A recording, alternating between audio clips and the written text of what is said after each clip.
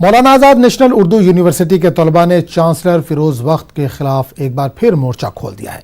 Chancellor के मानू आने पर तलबा ने गो बैक के नारे लगाए। करीब 300 तलबा ने देर रात तक मार्च निकाला।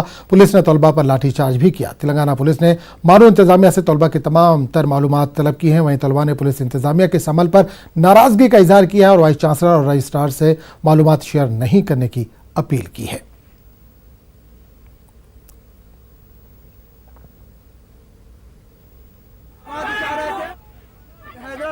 के अंदर आके हम लोग पे उल्टा लाठी चार्ज किया, उल्टा वीडियो बना रहे हैं हम लोगों का।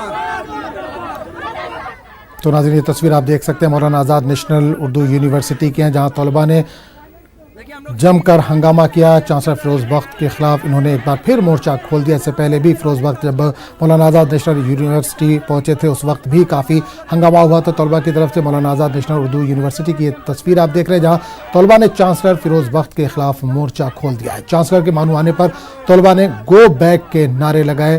पुलिस सिक्योरिटी के साथ चांसलर मानू पहुंचे थे। करीब 300 तलबा ने देर रात तक यहाँ पर मार्च निकाला। पुलिस ने तलबा पर इस दौरान लाठी चार्ज भी किया। हालांकि किसी तलबा के ज़्यादा जख्मी होने की कोई इतला नहीं मिल पा रही है। इस दौरान तेलंगाना पुलिस ने मानू इंतजामिया से तलबा की तमाम तर मालूमात भी तलब की हैं, जबकि तलबा ने पुलिस इंतजामिया के इस अमल पर अपनी नाराजगी का इजहार किया और वाइस चांसलर और रजिस्ट्रार से मालूमात शेयर नहीं करने की अपील की है।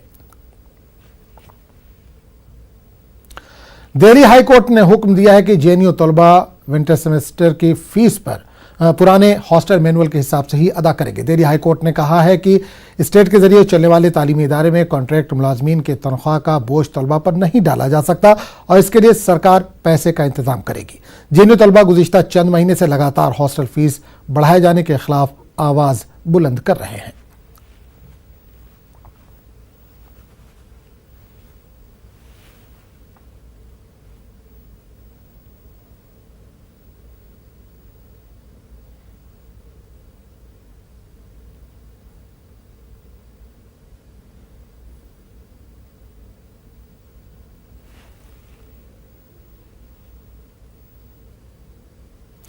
भीमा कोरेगांव तशद्दुद मामले की जांच एनआईए के सुपुर्द किए जाने के बाद महाराष्ट्र की विकास आघाड़ी हुकूमत और मरकजी हुकूमत के दरमियान टकराव के इम्कानात बढ़ गए हैं। एनआईए को जांच सुपुर्द किए जाने के बाद उद्धव हुकूमत के वजीर दाखिला अनिल देशमुख ने इल्जाम लगाया कि मरकज ने ऐसा करने से पहले इनसे किसी भी तरह की बातचीत नहीं की है। इससे पहले जायजा मीटिंग में कुछ केस वापस लिए जाने और पूरे मामले की एसआईटी के जरिए जांच कराए जाने पर तबादला ख्याल हुआ था।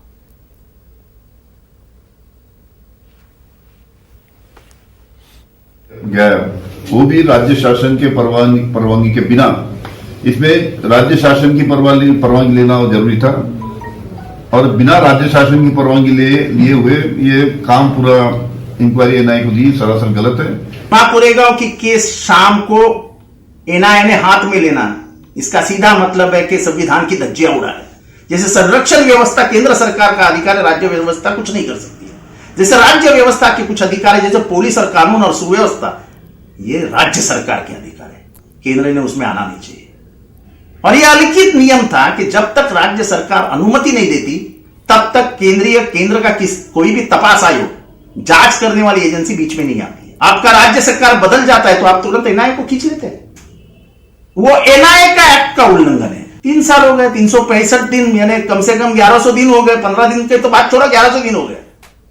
और सेक्शन 10 यह कहता है कि अगर राज्य सरकार की चाहत नहीं है और उसको कुछ शक आ रहा है तो वो केंद्र सरकार को नहीं दे सकता। ये मैं एनआईए का कानून दिखा रहा हूं। तो आप कौन से अधिकार से ये कर रहे हो? अपना उल्लू सीधा करने के लिए केंद्र सरकार ने जो कदम उठाया है वो गलत है। राज्य सरकार के अधिकारों पे अतिक्रमण है। सियासत लाख करो लेकिन अधिकारों का अपमान मत करो। मराठी जनता यह सहन नहीं कर। मुंबई से शाये होने वाला शिवसेना का अखबार सामना अपने बेलाग तबसरों के लिए जाना जाता है। सामना ने अपने आज के इदारिये में राज ठाकरे उनकी पार्टी एमएनएस की जानिब से देश में तरंदाजी करने वाले पाकिस्तानी और बांग्लादेशी मुसलमानों को मुल्क बदर करने वाले बयान पर तबसरा किया है। सामना ने अपने इदारिया में लिखा है कि ये सब करने के लिए अगर किसी पार्टी को अपना झंडा बदलना पड़े तो ये काफ़ी मज़ाक़ खेज़ है। वहीं दूसरे झंडे को भी शामिल करना इस बात की अलामत है कि पार्टी पटरी से उतर रही है। सामना ने राज ठाकरे पर निशाना साधते हुए लिखा है कि राज ठाकरे जो कभी मराठी मानुस की बात करते थे, अब वो हिंदुत्व का राग अलाप रहे। यानी बीजेपी को जैसा चाहिए था वैसा मिल गया, लेकिन राज ठाकरे के हाथ कुछ नहीं आने वाला। हर सियासी जमात अपने अपने एजेंडे और झंडे के साथ काम करती है। शिवसेना का झंडा और एजेंडा हमेशा साफ रहा है।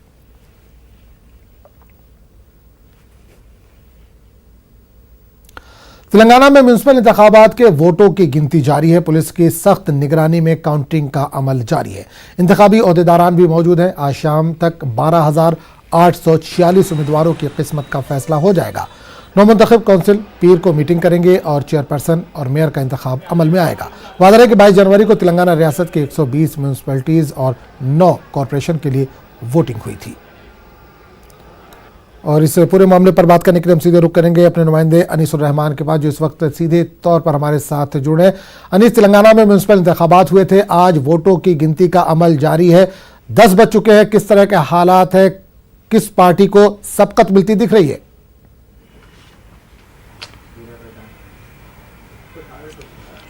देखिए आजम, अभी जो वोटिंग की गिनती है उसका अमल शुरू हुआ है। अभी पोस्टल बैलेट्स और वो जो दूसरी कार्रवाई है वो हो रही है। लेकिन मैं ये बताता चलूँ कि ये जो म्यूनसिपल के इंतखाबात हैं तेलंगाना के, इससे काफ़ी उम्मीदें वाबस्ता हैं लोगों की, क्योंकि ख़ास तौर पर बड़े पैमाने पर जो है म्यूनसिपाल्टीज़ बनाई गई हैं। अगर हम शहर हैदराबाद की बात करते हैं तो हैदराबाद के मज़ाफ़ात में 7 नए जो है कॉरपोरेशंस बनाए गए हैं, जो पहले पंचायत हुआ करते थे। वो उन इलाकों को शामिल करते हुए कॉरपोरेशंस बनाए गए हैं। उस तरह पूरे तेलंगाना में तकरीबन 85 जो है म्यूनसिपाल्टीज़ बनाए गए हैं। तो कुल मिलाकर बहुत ज़्यादा उम्मीदें वाबस्ता हैं लोगों को। जैसा कि यहाँ पर जो लोकल बॉडीज़ के इलेक्शंस हुए थे गुज़िश्ता साल, तो इसमें तेलंगाना राष्ट्र समिति को बहुत बड़ी कामयाबी हासिल हुई थी। तो समझा जा रहा है कि इसमें भी इन इंतखाबात में भी तेलंगाना राष्ट्र समिति बहुत अच्छा मुजाहरा करेगी। हम इन जो नतायज आ रहे हैं उस पर नज़र रखे हुए हैं। यहाँ पर आप देख सकते हैं हमारी न्यूज़ 18 तेलुगु की डिजिटल टीम लगातार जो है ये मालूम करने की कोशिश कर रही है कि नतायज किस तरह आए और हम न्यूज़ ब्रेक करें। मेरे साथ मौजूद हैं न्यूज़ 18 तेलुगु डिजिटल के असिस्टेंट एडिटर रमना साहब। रमना साहब बताएं, अभी काउंटिंग शुरू हुई है, क्या रुझानात हैं? अब तक देखें तो पूरा तेलंगाना म्युनिसिपल इलेक्शंस में टीआरएस का माहौल चल रहा है। अब तक पूरा 120 म्युनिसिपैलिटीज में इलेक्शंस हो चुका है और 10 म्युनिसिपल कॉर्पोरेशंस था इसमें भी। इसमें करीमनगर का म्युनिसिपल कॉर्पोरेशन इलेक्शन एक दिन लेट हो गया। 27 को इसका इलेक्शन रिजल्ट आने वाला है। और 120 म्युनिसिपैलिटीज जो है इसमें अब तक देखें तो 52 म्युनिसिपैलिटीज में टीआरएस लीडिंग में क्लियर कट मेजॉरिटी दिख रही है इसमें। और इसमें ज्यादा से ज्यादा तो थोड़ी जगह पे अराउंड 20-22 का वार्ड्स है, तो भी इसमें 8 और 9 तक यूनानिमस भी हो गया। इसके हिसाब से देखें तो काउंटिंग शुरू होने से पहले ही टीआरएस ने 10-12 म्युनिसिपैलिटीज में लीडिंग में है बोल के भी बोल सकते हैं। यूनानिमस है, इससे यूनानिमस है। और जब से वो इलेक्शन काउंटिंग शुरू हुआ, इलेक्शन काउंटिंग में लगातार कंटिन्यूअसली देखे तो टीआरएस की सीधा क्लियर मेजॉरिटी भी आ रहे। थोड़ी जगह हम हमारा तेलंगाना में वो थोड़ा 4 एमपीज बीजेपी का एमपीज भी है। इसके हिसाब से देखे तो थोड़ा निजामाबाद और करीमनगर में कई जगह पे बीजेपी का लीडिंग भी आने की चांस भी यहाँ पे दिख रहे। और देखे तो नलगोंडा डिस्ट्रिक्ट जो है, नलगोंडा डिस्ट्रिक्ट कांग्रेस को इससे पहले भी थोड़ा एक स्ट्रांग बेस रहता नलगोंडा डिस्ट्रिक्ट में, पुरानी नलगोंडा डिस्ट्रिक्ट में। इसके हिसाब से उत्तम कुमार रेड्डी की कॉन्स्टिट्यूंसी जो है हुजूर नगर में, यहाँ पे देखे तो थोड़ा हुजूर नगर की म्युनिसिपालिटी में 3-4 कांग्रेस का वो लीडिंग दिख रहे। देखे तो ये पूरा लोकल बेस्ड रहता, कांग्रेस कैंडिडेट की बेस से वो इलेक्शंस होते रहते, इसलिए वो कांग्रेस वो पार्टी का हिसाब रहता और इससे ज्यादा वो कैंडिडेट का हिसाब भी रहता। इसके हिसाब से देखे तो अब तो पूरा टीआरएस को क्लियर कट मेजॉरिटी मिल रहे और सेकंड प्लेस में as usually leading opposition party in the state Congress party को भी आ रहे और बीजेपी भी कई जगह पे। और देखें तो एमआईएम को भी क्योंकि एमआईएम हैदराबाद बेस्ड पार्टी है, हैदराबाद में अच्छा स्ट्रेंथ रहता, इसलिए हैदराबाद की करीबन जो है हैदराबाद सराउंडिंग प्लेसेस की म्यूनसिपालिटी जो है इसमें एमआईएम की प्रेजेंस भी हम देख सकते, थोड़ी जगह पे ऐसा आ रहे। और एक भैंसा, इसलिए थोड़ा रिसेंटली एक वहाँ पे कम्युनल इश्यूज भी हुए, वहाँ पे भैंसा में 3 जगह पे 3 कारपोरेटर्स ने वहाँ पे यूनानिमस जीते। और इसका कौन सी पार्टी का एमआईएम की यूनानिमस हुई। सो और फिर हमें वो लीडिंग से जो है वो पूरा आने वाला है। क्लियर कट देखे तो हमें क्लियर से देख सकते 120 म्यूनसिपालिटीज में 875+% टीआरएस को मिलने की चांस है, बाकी में जो रहता कांग्रेस और बीजेपी लेने की चांस भी रहता। इस बार जो है 85 न्यू म्यूनसिपालिटीज बनाए गए हैं, 7 कॉर्पोरेशन भी बनाए गए हैं। तो ये जो पंचायत के जो एरियाज है, ये रूरल एरियाज है, उसको जो है अर्बनाइज करने की एक कोशिश है। तो ये आप इसको किस तरह देखते हैं? कितना वहाँ पे लोग वहाँ पर जो है कितने उत्साहित हैं, कितने पुरजोश हैं इन जो है इलेक्शंस को लेके, नतायज को लेके? तेलंगाना राज्य बनाने के बाद हम देख सकते हैं 10 जिले को पूरा 33 डिस्ट्रिक्ट्स बनाया है। इसके हिसाब से देखें तो अर्बनाइजेशन करने के लिए, अर्बनाइजेशन के तो अच्छा वो फैसिलिटीज मिलता, बोल के या गवर्नमेंट भी इस पे थोड़ा कॉन्सेंट्रेट भी करा। इसके हिसाब से इससे पहले जो म्यूनसिपालिटीज है 65 म्यूनसिपालिटीज था, इसको 75 म्यूनसिपालिटीज छोटा इससे पहले छोटा टाउन्स जो रहता ना, मंडल हेडक्वार्टर्स जो रहता ना, वो मंडल हेडक्वार्टर्स को और कॉन्स्टिट्यूंसी हेडक्वार्टर्स जो रहता इसको पूरा म्यूनसिपालिटीज बना दिया है। अर्बनाइजेशन करना, रेवेन्यू लेना, इसका हिसाब से वो चलते जा रहे। सो ये जो एक्सपेरिमेंट जो है, एक्सपेरिमेंट भी अच्छा है। जो वहाँ का वोटर्स और लोग जो रहता है वो पूरा इसमें बहुत उत्साहित भी है। हमारा गांव शहर बन गया बल्कि ऐसा थोड़ा इसमें। कब तक रिजल्ट्स, पूरे रिजल्ट्स कब तक आ जाएंगे? आज 12-1 बजे तक पूरा रिजल्ट आने के चांस है। अब तक देखे तो हमें पूरा 52 बोले तो 120 में 52 almost we are getting the leads. So by 1 or 2 o'clock will get complete results. Thank you Ramna.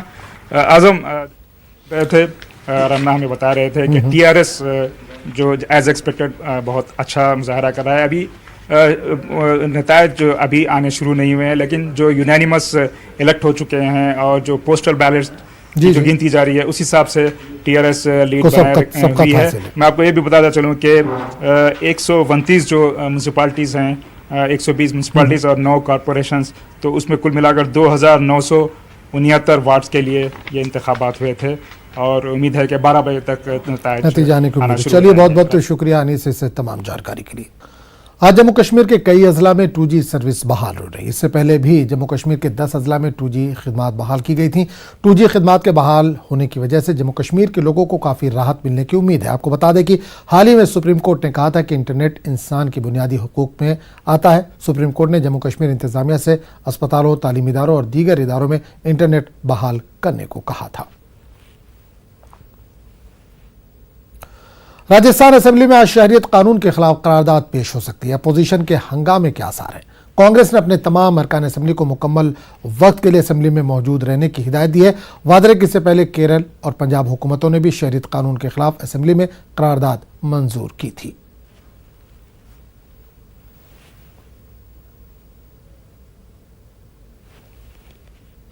CAA के खिलाफ बेंगलुरु में एक और बड़ा एहतजाजी मुजाहरा मुनक्किद हुआ। ये एहतजाजी जलसा सिर्फ और सिर्फ ख्वातीन का था। शहर के चामराजपेट इलाके में हजारों की तादाद में ख्वातीन ने कई घंटों तक एहतजाज किया। इलेक्ट्रिक मोमबत्तियां जलाकर ख्वातीन ने अपने गम व गुस्से का इजहार किया। चामराजपेट के MLA ज़मीर अहमद खान की वालदा सोगरा खानम की सदारत में यह एहतजाजी जलसा मुनक्किद हुआ। ईदगाह जदीद में हुए इस एहतजाज में हिंदू, मुस्लिम, सिख और ईसाई आपस में हैं भाई भाई का मंजर भी दिखाई दिया।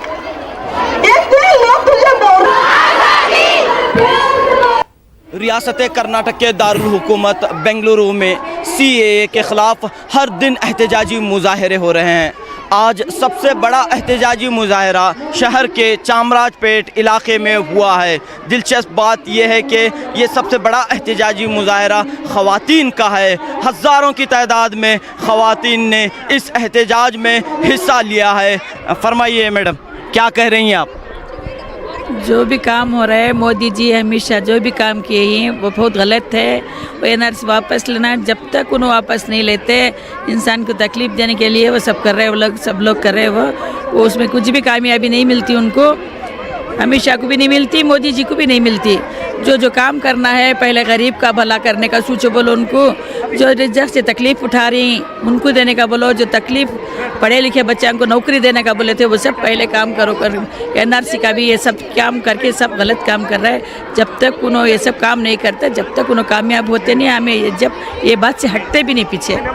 आपकी एक आवाज़ पर बड़ी तादाद में, हज़ारों की तादाद में ख़वातीन यहाँ पर इकट्ठा हुई हैं और ये एहतजाज कर रही हैं। हाँ, सही है। पूरा हिंदू मुस्लिम सिख ईसाई सब एक होके कर रहे हैं। वो हम लोग खाली मुस्लिम का नहीं है, पूरा कौम हमारी है, इंडिया की कौम पूरी हमारी है। जो शाहीन बाग में, दिल्ली में जो शाहीन बाग में जो 1 महीना 7 दिन से जो औरतें बच्चों को लेके बैठे हैं, हम शाहीन बाग के औरतों को, हमारे हिंदुस्तान के औरतों से मेरे तरफ से सबको सलाम कहते हैं। शाहीन बाग के औरतों को सारे जहान से अच्छा हिंदुस्तान हमारा, हम बुलबुले हैं इसकी, ये गुलसिता हमारा। जब हमारा हिंदुस्तान इतना अच्छा है, मेरा सवाल मोदी शाह को है कि आप कौन होते हैं हमको हिंदुस्तान से निकालने वाले। जब 500 साल पुरानी बाबरी मस्जिद के डॉक्यूमेंट्स ने हम आपको पेश किया तो आपने रिजेक्ट कर दिया, तो आप लोग हमें क्या गारंटी देते हैं कि 50 साल पुराने अगर हम डॉक्यूमेंट्स पेश करेंगे तो आप लोग हमें हिंदुस्तानी साबित करेंगे? ये आप लोग सब आपका ड्रामेबाज है। इतने रोज से आप ये जो एनआरसी, एनपीआर और सीएए क्यों लेके आए? हिंदू मुसलमान को लड़ाने के लिए लेके आए, मगर मोदी शाह आपकी प्लानिंग पूरी गलत हो चुकी है। क्यों बोले तो अब हिंदू मुसलमान भाई भाई हो चुके हैं, अब हम लोग एक हैं। ये आप जो आवाम को देख रहे हैं, ये सिर्फ मुसलमान की आवाज़ नहीं है, यहाँ जो हर एक जो आंखों है वो हर एक आवाज़ के लिए वो आवाज़ उठा रही है। किसके वास्ते? हम लोग सीएए को रिजेक्ट करते हैं, हम लोग एनपीआर को रिजेक्ट करते हैं और हम एनआरसी को रिजेक्ट करते हैं। तो हम लोग एहतजाज और विग्रेसली करना चाहते हैं और आप देख सकते हैं यहाँ पे बहुत सारी औरतें अपना घर छोड़ के अपने बच्चों को लेके शाहीन बाग को रिक्रिएट करना चाहते हैं। हम बेंगलोर में, जैसे फ़िलहाल अभी फ्रेजर टाउन में भी ये एहतजाज हो रहा है, हम वहाँ भी जाएंगे, हम एहतजाज और ज़्यादा करेंगे क्योंकि हमें सीएए, एनआरसी और एनपीआर नहीं चाहिए। हम संविधान को बचाना चाहते हैं, हमको ये नए रूल्स और रेगुलेशंस, नए लॉज नहीं चाहिए। जैसे 70 सालों से चल रहा था, हमें वैसा ही इंडिया चाहिए, वैसा ही भारत चाहिए। हम मिलकर रहना चाहते हैं, हमें डिवाइड एंड रूल पॉलिसी नहीं चाहिए। सीएए से क्या नुकसान है? सीएए से नुकसान यही है कि सब यहाँ पे डिवाइड हो रहे हैं, डिवाइड एंड रूल नहीं चलेगा यहाँ पे। हम मुसलमान, हिंदू, हर बच्चा, हर बूढ़ा सब एक हैं, यहाँ पे डिवाइड एंड रूल नहीं चलेगा। मोदी जी ये आप अपने तक ही रखें। आरएसएस हैं, आरएसएस के सीमित ही रखें, यहाँ तक के ना लेके आए, क्योंकि हम हार नहीं मानने वाले, हम फाइट करने वाले हैं। रोड पे आके ये बताना पड़ रहा है हमारे एमपी साहब को कि उन्होंने गलत फैसला किया है। हम इसे मानने के लिए तैयार नहीं हैं, इसलिए आज हम सब यहाँ जमा होकर, देखिए यहाँ सिख भी हैं, ईसाई भी हैं, हिंदू भी हैं, मुस्लिम भी हैं, तमाम ख़वातीन आ चुके हैं, पूरे रोड पे आ चुके हैं। तो मोदी जी आप क्या करेंगे, कहाँ तक लेके जाएंगे आप? ये आज हिंदुस्तान के अंदर जगह जगह आंदोलन शुरू हो चुका है, तमाम ख़वातीन घर से बाहर निकल चुकी हैं। आप कहाँ तक लेके जाके आखिर क्या करना चाहेंगे आप? फरमाइए मैडम, यहाँ पर जो भी ख़वातीन आई हैं, क्या वो अपनी मर्ज़ी से आई हैं? हाँ, सब अपनी मर्ज़ी से आए हैं। ऐसा वक्त बना दिया है मोदी सरकार ने कि ख़ुद से जमा होने का वक्त, जो बाहर एक थोड़ा सामान लेने के भी बाहर नहीं निकलती, ये सारे अपने जोश के साथ बाहर आई हैं। जब इंस्टेंट ट्रिपल तलाक का फैसला आया था तो हमने ना चाहते हुए भी उस फैसले को मान लिया था, क्योंकि हमारे जो उलमा लोग थे उन्होंने हम लोगों को तसल्ली दी थी कि इसका कुछ नहीं तो कुछ हल वो निकालेंगे। मगर इसके बाद ये हो गया कि मोदी सरकार को लगा कि इंस्टेंट ट्रिपल तलाक का मैंने मुद्दा उठाया, ये चुप से सुन के लिए ले ली है मुस्लिम ख़वातीन। बाबरी मस्जिद के फैसले को भी चुप से उन लोगों ने सुन के लिया, तो चलो क्यों ना इनके जो हमारे बुनियादी हक़ है, जो हम लोग यहाँ रहना चाहते हैं, इसके ऊपर भी हल्ला वो बोल दिए, तो ये हम इसके लिए तो हम खामोश नहीं रहेंगे। यहाँ पर सुगरा खानम की सदारत में चामराजपेट में सबसे बड़ा एहतजाजी मुजाहरा मुनक़्क़द हुआ है।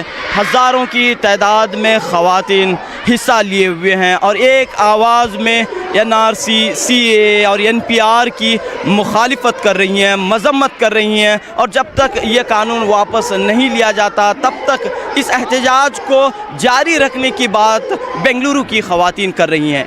कैमरामैन महेश के साथ रऊफ़ अहमद, न्यूज़ 18 उर्दू, बेंगलुरु।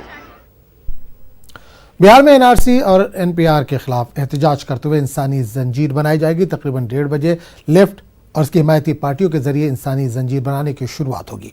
पटना के बुद्धा पार्क से गांधी मैदान तक ये चेन बनाई जाएगी।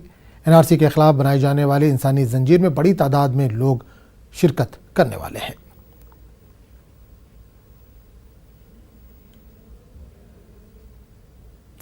लखनऊ में सीएए और एनआरसी के खिलाफ चल रहा ख्वातीन का एहतजाज करवटें बदल रहा है। हवन हो रहा है, कुरान खानी मुनज़्ज़म की जा रही है, वाहे गुरु का आशीर्वाद और प्रसाद लिया जा रहा है, लेकिन इसकी मकसदियत में कोई फ़र्क नहीं है। दस्तूर की हिफाजत की बात कल भी की जा रही थी, आज भी की जा रही है। पेश है लखनऊ से तारिक कमर की खास रिपोर्ट। यह है लखनऊ का तारीखी घंटा घर, जिसने ख़वातीन एहतजाज के बाब में एक नई तारीख मरतब कर दी है। जिस तरह से इस एहतजाज ने शिद्दत अख्तियार की है, वो अरबाब सियासत को चौंकाने और उनकी नींद उड़ा देने के लिए काफ़ी है। हम लखनऊ के तारीखी घंटाघर पर मौजूद हैं।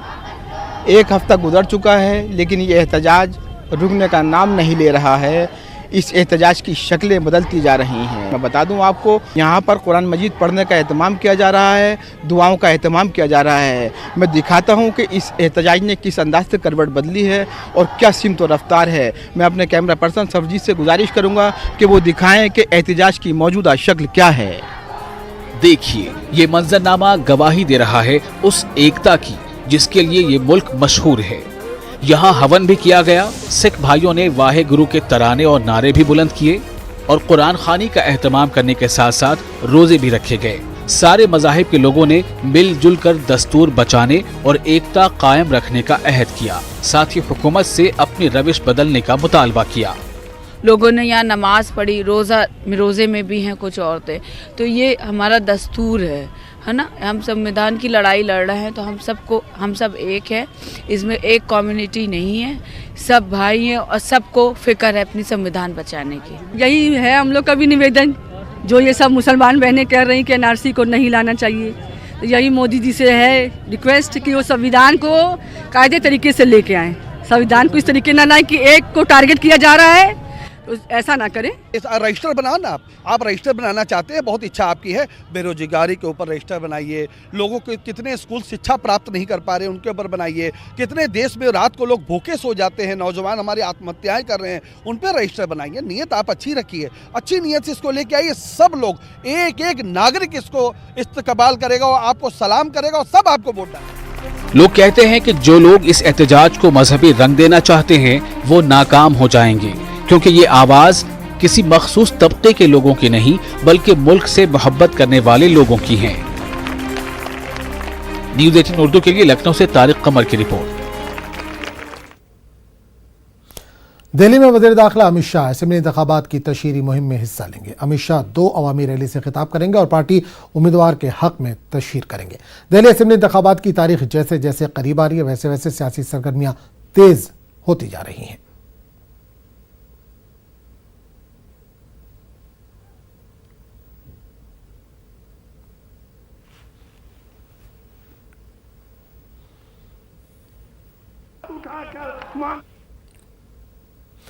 दिल्ली में सियासी पार्टियां आवाम को लुभाने के लिए और पार्टी की आवाज को लोगों तक पहुंचाने के लिए हर दिन रैलियां कर रही हैं। आज भी दिल्ली में कई रैलियां होने वाली हैं। दिल्ली के वज़ीर आला अरविंद केजरीवाल आज भी रोड शो करेंगे। कल भी केजरीवाल ने रोड शो कर पार्टी के उम्मीदवारों के हक में वोट मांगा था।